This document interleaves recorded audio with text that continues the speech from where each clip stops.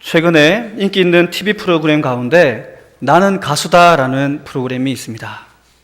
주일 예배를 마치고 오후 예배까지 다 마친 이후에 주일 늦은 저녁 가족들과 함께 모여서 보기에는 참 좋은 프로그램이라고 생각되는데요.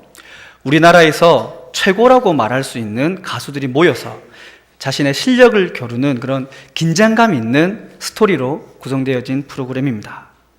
그래서 그 프로를 볼 때마다 정말 저 가수 진짜 가수다 라는 말을 할 수밖에 없게끔 만드는 그런 모습들을 우리가 볼 수 있는데요. 혹시 나는 가수다 보신 적이 있으신가요? 보통 나가수 뭐 그렇게 하는데요. 어떤 가수를 좋아하십니까? 저는 박정현을 좋아했는데 빨리 나가버리더라고요. 이후에 조규찬을 또 좋아했는데 또 빨리 나갔어요. 그래서 누구를 좋아해야 할지 생각해보고 있는데요.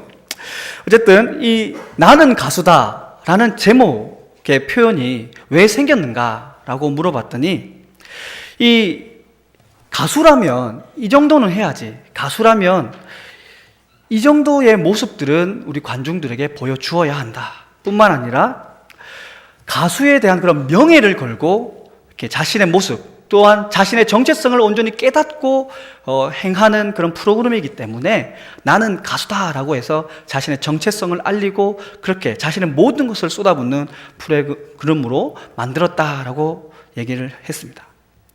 그런데요, 성경을 보면 이 나는 가수다와 같은 표현으로 얘기를 하는 경우들이 여러 번 볼 수 있는데요. 특별히 우리 하나님과 예수님께서도 이 나는 가수다와 같은 표현을 많이 쓰셨습니다. 출애굽기에 보면 떨기나무에 불꽃으로 임하신 하나님의 이름을 물어보는 모세의 질문에 하나님이 나는 스스로 있는 자다 라고 하시면서 자신의 정체성을 분명하게 말씀해 주셨고, 예수님도 예수님 자신이 누구냐라고 물어보는 사람들 앞에 나는 길이다, 진리다, 빛이다, 나는 생명의 떡이다 라고 말하면서 자신의 정체성을 분명히 하셨습니다. 이렇게 나는 누구누구이다 라고 선언할 수 있는 이유는 분명한 자기에 대한 확신과 그리고 자신의 사명과 자기가 책임져야 할 일들에 대해서 완벽하게 알고 있기 때문에 얘기할 수 있는 것인데요. 오늘은 종교개혁 주일입니다. 종교개혁은요, 하나님의 말씀에 근거해서 그리스도인의 정체성을 깨닫고 다시 온전히 회복하자라는 그런 순수한 열정이 담겨진 사건입니다. 오직 믿음으로, 오직 하나님의 말씀으로, 오직 하나님의 은혜로 살아가자는 그런 신앙인으로서의 믿음의 고백이 담겨져 있는 사건인데요.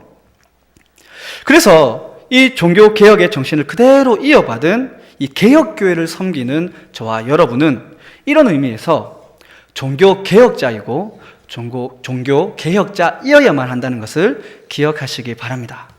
그래서 저는 오늘 말씀 제목을 나는 종교개혁자다 라고 정해보았습니다. 오늘 함께 나누는 말씀을 통해서 나는 그냥 교회에 다니는 한 명의 성도가 아니라 종교개혁자로 살아가는 하나님의 백성임을 깨닫고 또 신앙의 순수한 열정을 회복하고 하나님의 말씀 중심으로 하나님의 은혜로 살아가는 그런 저와 여러분이 될 수 있기를 축복합니다. 종교개혁이 어떤 사건인지는 잘 아실 것입니다. 오늘 낮에 오전 예배 때 담임 목사님께서 굉장히 자세하게 설명을 해주셨는데요. 1517년 10월 31일 독일의 한 마을에서 이 마틴 루터는 타락한 로마 교회의 잘못과 죄를 지적하면서 당시 교회를 옹호하던 신학자들과의 그런 논쟁을 벌이기 위해서 비텐베르그 성당 문에다가 95개의 반박문을 적어서 걸었습니다. 이 사건이 발단이 되어서 대대적인 유럽 전역에 교회 개혁 운동이 일어나게 됐고, 이 사건을 통해서 이 가톨릭과 개신교가 분리되게 되는데요. 이 사건을 종교개혁이다라고 표현하고 있습니다. 아침에 우리 한번 외웠지만 오직 믿음, 오직 말씀, 오직 은혜의 정신으로 기록된 이 마르틴 루터의 95개조 반박문은 당시에 발명되었던 이 인쇄기의 도움을 받아서 정말 많은 사람들 앞에 그리고 빠른 시간 안에 많은 유럽 지식층들과 그리고 교회의 타락에 질려 있었던 시민들에게 전해져 갔습니다. 루터의 글을 읽었던 사람들은 너나 할 것 없이 루터를 열렬하게 지지했고 기존 교회를 향해 개혁을 요구하기 시작했습니다. 특별히 프랑스에서 변호사로 일하고 있었던 존 칼빈이라고 하는 사람은 이 루터의 글을 읽고 또 하나님의 말씀을 통해 감동을 받아서 카톨릭에서 개신교로 개종을 하고 개신교도를 향한 그런 핍박이 심했던 자신이 있었던 프랑스를 떠나서 스위스 바젤이라는 곳으로 자리를 옮기게 됩니다. 이 칼빈은 그곳에서 여러분 잘 아시는 기독교 강요를 저술을 하게 되고 이 기독교 강요를 저술을 하면서 이 종교 개혁에 큰 힘을 실어주게 되는데요.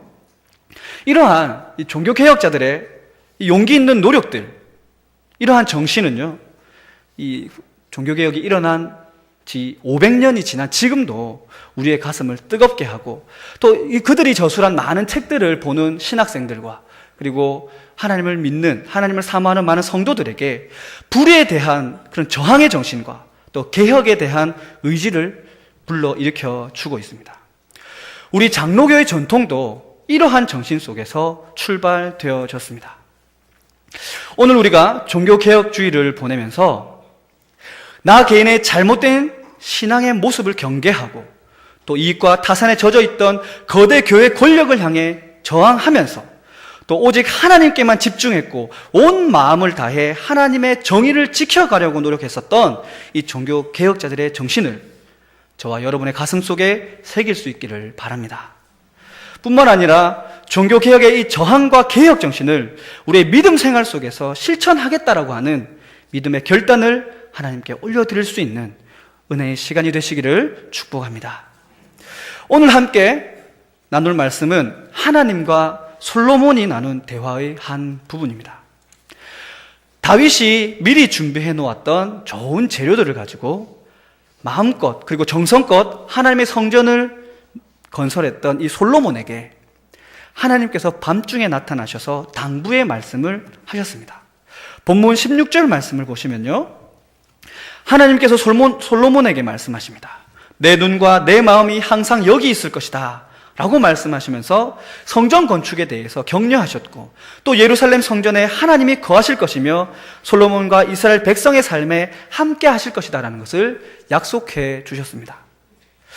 그런데요, 이 약속에 앞서서 경고의 말씀을 먼저 주셨는데요, 13절 말씀을 보시면 비가 오지 않아 가뭄이 생기고 메뚜기가 갑자기 몰려와서 농작물을 다 먹어치워버리는 재난이 일어나거나 이 전염병과 같은 질병들이 하나님의 백성들에게 일어날 때에는 빨리 깨닫고 하나님께 용서를 구하라. 그리하면 모든 것을 용서하고 회복시켜 주겠다라고 말씀하시면서 하나님의 그 사랑과 돌봄의 경고의 말씀 그리고 약속을 함께 허락해 주셨습니다. 하나님은 솔로몬에게 하나님의 그 이스라엘을 향한 사랑과 자기 백성에 대한 자비로우심을 이렇게 표현하고 가르치셨던 것입니다. 그리고 자기 자신을 돌아보고 회개하면서 언제나 하나님 앞에 다시 자기 자신을 세워가는 그런 죄로부터의 저항과 개혁의 정신을 가르쳐 주셨습니다.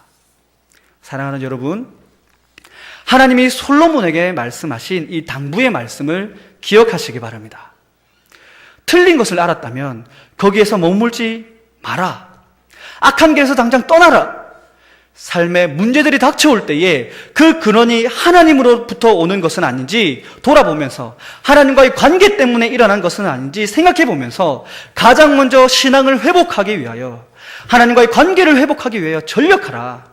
자존심 때문에 망설이지 말고 귀찮음 때문에 게으르지 말고 과감하게 우리를 안일하고 게으르게 만드는 그런 악한 영들의 유혹에 저항하면서 내 생각과 태도를 개혁하고 삶의 태도와 신앙의 태도를 변화시키려고 노력하라. 그리하면 내가 너를 고치고 회복시키겠다라고 말씀하셨습니다. 우리를 죄에 머무르게 만드는 유혹에 저항하고 나를 새롭게 만드는 개혁의 노력만이 하나님께 용서받고 하나님의 도우심을 받는 유일한 길임을 기억하시기 바랍니다.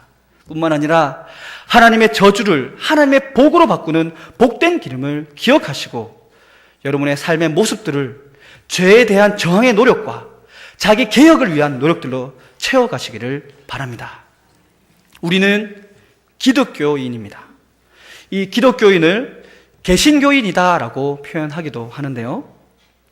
개신교라는 뜻은 한문으로 고칠 개, 새 신자를 써서 새롭게 고쳐가는 사람들이라는 뜻을 가지고 있습니다. 그리고 이 종교개혁의 그런 저항과 개혁 정신을 그대로 이어받은 우리 개신교를 영어로 표현하면 프로테스탄트라고 표현할 수 있는데요. 이 말은 저항하는 자, 항거하는 자라는 뜻을 가지고 있습니다. 개신교가 이처럼 프로테스탄트라고 불리게 된 것은 로마 카톨릭의 불의와 부패에 저항하여서 일어난 운동이 시작이 되었기 때문입니다. 개혁자, 프로테스탄트들의 가장 큰 관심은 개인의 삶과 성공의 문제가 아니었습니다. 그들의 관심은 오직 믿음이었고 하나님의 말씀에 근거한 개혁이었습니다. 사도 바울의 고백과 같이 날마다 나를 쳐서 하나님의 말씀 앞에 무릎 꿇리는 것이 우리 프로테스탄트들의 정신입니다. 그런데요, 오늘날 우리 기독교회는 이러한 정신을 잃어버렸다라는 지적을 받고 있습니다. 이러한 현대 교회의 문제들에 대해서 최근에 가장 주목받는 신학자 가운데 한 명인 알리스터 맥그라스라고 하는 이 옥스퍼드 대학 신학과 교수는 이렇게 자신의 종교개혁 시대의 영성이라고 하는 자신의 책에서 이렇게 표현합니다. 교회는 늘 관성에 기울어져 있었다라고 표현합니다. 교회는 늘 관성에 기울어져 있었다. 이 관성이라는 것은 움직이는 방향이 있으면 그 방향대로 그대로 나아가려고 하는 힘을 뜻합니다. 쉽게 말하면 우리가 버스를 타고 갈 때에 버스가 급정거를 하면 몸이 한쪽으로 확 쏠리게 되지 않습니까?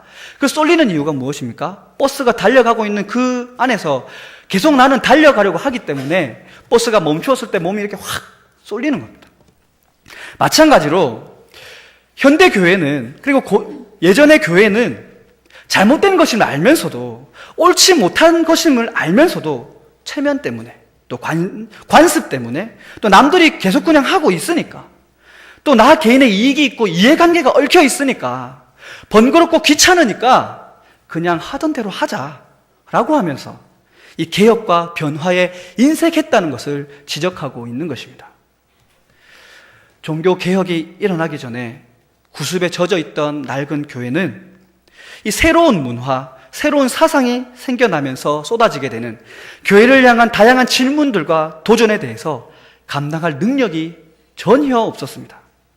그렇기 때문에 이 종교개혁은 하나님 입장에서 보기에 반드시 필요한 일이었고, 그리스도인의 신앙을 새 시대의 상황과 생활 방식에 연결시키기 위한 하나님의 마지막 방법이었던 것입니다.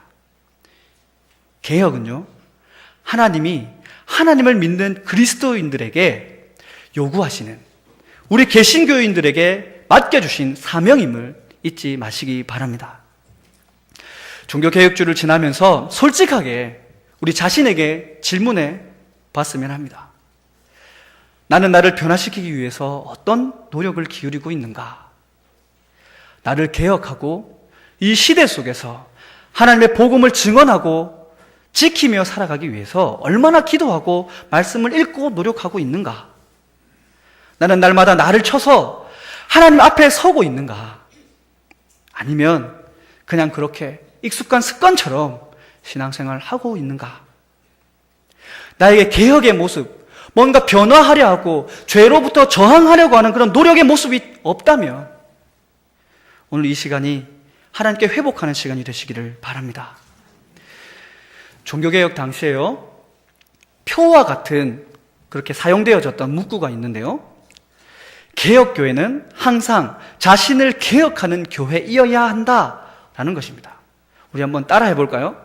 개혁교회는 항상 자기 자신을 개혁하는 교회이어야 한다. 그렇습니다. 우리는 개혁교회입니다. 우리는 항상 나 자신을 개혁하는 교회로 서야 합니다. 사랑하는 여러분, 우리도 모르는 사이에 우리의 신앙이 굳어져 갈 수 있다는 것을 기억해야 합니다. 교회 안에서 내가 일어났으면 하는 일들, 또 내가 좋아하는 일들, 내가 경험했던 은혜의 사건들 안에서만 하나님의 뜻과 은혜를 생각하고 정의 내려버릴 수 있다는 것입니다. 나의 틀에 하나님을 가두어 버린다는 것이죠. 나의 그 고정된 관념의 틀에 벗어난 다른 것들은 받아들이려고 하지 않는다는 것입니다. 우리는 끊임없이 하나님의 말씀 위에서 나를 비추어 보고 또 나를 새롭게 바꾸고 개혁하려는 노력을 기울이지 않으면 내 안에 있는 이런 육체의 것들이 살아서 그것을 이겨내지 못하게 되고 굳어진 사고에 갇혀서 생각하게 될 수밖에 없다는 것을 꼭 기억하시기 바랍니다. 예수님은 개혁자셨습니다. 당시 유대 땅에 편만했던 장로들의 전통과 왜곡된 하나님을 향한 그런 신앙의 모습들을 과감하게 깨뜨리시고 무엇이 신앙의 핵심인지 말씀해 주셨습니다. 예수님은 언제나 자기 자신이 아닌 하나님께 관심을 두고 하나님의 뜻에 자신을 비추어 보면서 하나님의 영광을 위해 자신을 포기하는 삶을 살아가셨습니다. 복음서를 보면 예수님은 항상 영적인 것에 관심을 가지고 영적인 것을 위하여 실천하시고 움직이셨다는 것을 볼 수 있는 것에 반해서 예수님의 제자들과 예수님을 따랐던 많은 사람들은 끝없이 육체적인 욕망을 위하여 이 땅의 성공을 위하여 관심을 가지고 예수님의 가르침도 육적인 생각들로 평가하려 했다는 것을 볼 수 있습니다. 그렇다면 오늘 살아가는 저와 여러분은 무엇에 관심을 두고 살아가고 있습니까? 지금 내가 생각하는 가장 관심은 어디에 있습니까? 우리의 삶의 자리는 언제나 생명과 사망이라고 하는 영적인 갈림길 앞에 놓여지게 됩니다. 죄에 대한 저항과 자신을 향한 개혁의 의지가 없다면 우리는 생명의 길이 아닌 사망의 길을 택해서 걸어가게 될 것입니다. 계시록에 소개하고 있는 7교회 가운데 에베소 교회의 모습처럼 하나님을 향한 첫사랑을 잃어버린 존재가 될 수밖에 없다라는 것입니다. 다시 한번 질문드립니다. 여러분에게 죄에 대해 저항하고 나 자신을 개혁하고자 하는 의지가 있습니까? 오늘 이 예배 이후에 우리 자신을 변혁시켜서 하나님께 서기 위한 개혁 정신을 갖게 되기를 축복합니다. 하나님이 분명하게 말씀하셨습니다. 본문 14절 말씀에 내 이름으로 일컫는 내 백성이 그들의 악한 길에서 떠나 스스로 낮추고 기도하여 내 얼굴을 찾으면 내가 하늘에서 듣고 그들의 죄를 사하고 그들의 땅을 고칠 것이다. 이제 이곳에서 하는 기도에 내가 눈을 들고 귀를 기울이리니 이는 내가 이미 이 성전을 택하고 거룩하게 하여 내 이름을 여기에 영원히 있게 하겠다. 내 눈과 내 마음이 항상 여기에 있을 것이다 라고 말씀하셨습니다. 이제 말씀을 정리하겠습니다. 루터가 비텐베르그 성당 정문에 내어 걸었던 95개조 방방문은 종교개혁이 끝난 지금에 있어서 돌아봤을 때는 굉장히 용기 있는 위대한 행동이었지만 종교개혁이 시작되기 전의 관점으로 봤을 때는 거대하고 강력한 로마 카톨릭 교회의 힘에 비해서 너무나도 보잘것없는 작은 행위였고 정항이었습니다. 루터는 자신의 이런 행위가 종교개혁으로 이루어질지는 꿈에도 알지 못했고 생각하지도 않았습니다. 그러나 하나님은 이러한 한 사람의 작은 시작을 통해서 종교개혁을 이루셨고 교회를 회복하셨고 용서하셨습니다. 죄에 대해 저항하는 자, 스스로 나를 개혁하기 위해 결단하고 하나님의 말씀 앞에서 발버둥 치는 사람을 통해서 이 세상을 바꾸어 가신 것입니다. 사랑하는 여러분, 무엇이든지 작은 시작이 있어야 큰 시작이 있는 것입니다. 이제부터 저와 여러분의 삶의 작은 부분이라도 하나님을 위해 바꾸어가는 노력이 있기를 바랍니다. 예수 그리스도의 복음을 위해서 게으름과 부끄러움과 고집과 아집을 내려놓고 저와 여러분의 삶을 하나님의 선한 것들로 채워가고 또 바꾸어갈 수 있기를 바랍니다. 아주 작은 노력이지만 하나님은 그 노력을 통해서 놀라운 일들을 이루어 가실 것이고 이런 노력을 기우는 자들만이 하나님의 깊은 사랑과 은혜를 풍성하게 누리게 될 것입니다. 머물러 있는 물은 썩게 마련입니다. 신앙도 삶의 모습도 현실에 안주하고 멈추어져 있고 또 죄의 본성에 맡겨져 있다면 변질될 수밖에 없습니다. 오늘 본문 말씀 이후에 솔로몬의 행적을 기억해 보십시오. 솔로몬은 하나님을 만났습니다. 그리고 하나님의 가르침을 들었습니다. 그러나 자기 권력과 부의 유혹을 이기지 못했고 죄에 저항하지 못했고 하나님의 말씀 앞에 자기 자신을 비추면서 자기를 바꾸려고 하는 개혁의 노력을 기울이지 않았기 때문에 결국엔 솔로몬으로 인해서 이스라엘은 분열되었고 결국엔 이스라엘이 멸망의 길에 서게 되는 시작이 되었음을 잊지 마시기 바랍니다. 사랑하는 여러분, 우리는 종교 개혁자입니다. 나를 바꾸고 새롭게 하는 것이 우리 개신교의 전통이며 하나님이 기쁘게 받으시는 우리의 참된 모습입니다. 종교개혁주를 지나면서 진지하게 내가 가진 굳어져 있는 신앙의 모습들은 무엇이며 또 내가 저항하고 개혁해야 할 것이 무엇인지 깊이 있게 고민해 볼 수 있는 시간을 가지시기 바랍니다. 여러분의 이 고민을 통해서 하나님은 놀라운 일들을 시작하시리라 믿습니다. 죄에 대한 저항과 신앙의 개혁을 통해서 저와 여러분의 삶에 하나님의 눈과 마음이 함께 계시고 언제나 감사와 기쁨이 넘치는 삶을 살아가게 되기를 축복합니다. 함께 기도하겠습니다. 사랑의 아버지 하나님, 감사드립니다. 종교개혁주의를 맞아서 하나님이 주신 귀한 말씀을 함께 나누었습니다. 주신 말씀을 따라 실천할 수 있는 믿음을 허락하여 주시옵소서. 우리의 가슴 속에 개혁을 향한 열정을 허락하여 주시옵소서. 현실에 안주하고 만족하는 딱딱하게 굳어버린 신앙적 양심을 내려놓고 교회를 어지럽게 하고 하나님의 사역을 방해하는 나 자신의 모습은 없는지 돌아보게 하여 주옵소서. 우리 자신을 주님의 말씀 앞에 비추어 보고 나를 개혁할 수 있는 노력을 기울일 수 있도록 오늘 이 밤에 이 시간 이 저녁에 주님 우리에게 믿음의 고백을 믿음의 결단을 허락하여 주시옵소서. 이러한 저희들의 노력을 기쁘게 받아주시고 하나님의 눈과 마음을 이곳에 허락하여 주옵소서. 하나님과 함께 살아가는 우리 모두가 되게 하여 주옵소서. 종교개혁의 위대한 유산을 받은 우리 모두의 삶이 종교개혁자로 살아가게 되기를 간절히 소망하며 예수님의 이름으로 기도합니다. 아멘.